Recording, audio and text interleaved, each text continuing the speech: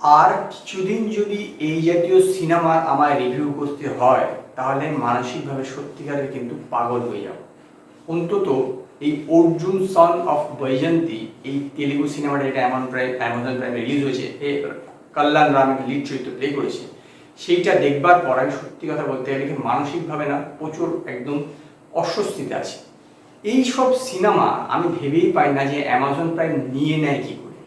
আসলে কি, ধরুন এখন আপনার মনে হলো যে গল্প লিখতে আরে অনেকক্ষণ হয়ে গেল, একটা গান হয়নি, চলে আসো একটা গান চালু করে যাও, হিরোইন চলে এলো, কিছু কথাবার্তা হলো, একটু প্রেম প্রেম ভাব দেখালে, একটা গান চলে গেল।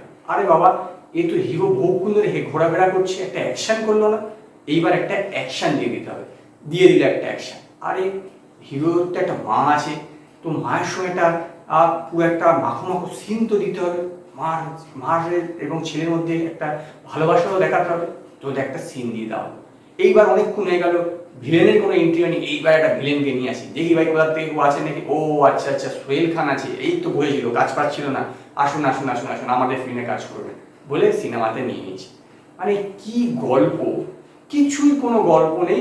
মা হচ্ছে একজন পুলিশ অফিসার ছিল, ঠিক আছে, তো তার বাবা একজন অফিসার ছিল, তো তার বাবাকে একটু ধোকা দিয়ে মেরে দিয়েছে। এবার তার মা পুলিশ অফিস থেকে পদত্যাগ করে দিয়েছে, কারণ সে মনে করছে কেস ইনভেস্টিগেশন করবার সময় তার প্রতি সে বায়াস আছে এটা ভাবতে পারে। আর যেদিকে ছেলে বাবার প্রতিশোধ নেই বলে সে আইপিএস অফিসার পড়ছে, এবং যখন এই তার বাবার যে কেসটা চলছিল সেই কেসটা নিয়ে যখন কোর্টে যায়, সেই সময় তাকে যে গুন্ডারা আছে তারা কিছু উল্টাপাল্টা বলে এবং সেইখানে সে গুন্ডাটাকে মেরে দেয়। তার ফলে সে এখন দোষী হয়ে গেল, সে আর পুলিশ হতে পারবে না। এইবার সে হয়ে গেল ভিলেন, এইবার ভিলেন হয়ে সে ভিলেনদেরকে মারছে, ব্যাস এই হলো গল্প, ব্যাস। এইবার যখন তখন মনে হচ্ছে প্রেম, যখন তখন মনে হচ্ছে অ্যাকশন, যখন তখন মনে হচ্ছে ডায়লগ বাজি। আর কল্যাণ নামের অ্যাক্টিং তো আপনারা জানেন, সেই অসাধারণ অভিনেতা। এতে আবার মহেশ মঞ্জরেকরের মেয়েও আছে, তো ছোট রোল, যাই হোক সে এটা একটা বড় কথা নয়। কোনো না কোনো হিরোইন তো থাকবে, সে তো এখানে এ আছে। আর সেরকমই লেভেলেই যখন তখন মনে হচ্ছে গান শুরু হয়েছে, যেরকম আগে বললাম গান হচ্ছে, অনেকক্ষণ ধরে গান হবে, এবার একটু রোমান্টিক সিন, এবার একটু অ্যাকশন যখন তখন চালু হয়ে যেতে পারে, যে কোনোভাবে হিরো এসে যখন তখন কেলিয়ে ভূত বানিয়ে দিতে পারে। আর এখানে সোহেল খান শুধুমাত্র জামাটা খুলে এই করার জন্যই সোহেল খানের আছে, আর মায়ের হেঁটে হেঁটে আসছে। এমনিতে তো দুর্দান্ত অভিনেতা, আপনারা জানেনই কত ভালো অভিনেতা, মানে কি লেভেলে কি স্ট্যান্ডার্ড অভিনেতা সেটা তো আপনারা জানেনই। তো এখানেও দুর্দান্ত অভিনয় করেছে, চোখ পুরো জুড়িয়ে যাচ্ছে, মানে দেখা যাচ্ছে না, এত সুন্দর লাগছে, চোখ বুঝে আপনি দেখলেও তার অভিনয় দেখতে পারবেন।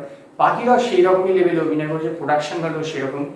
আমার মনে হয় যে এরকম আর দু চারটে সিনেমা নিলে এবার অ্যামাজন প্রাইমকে তালা লাগিয়ে দিতে হবে।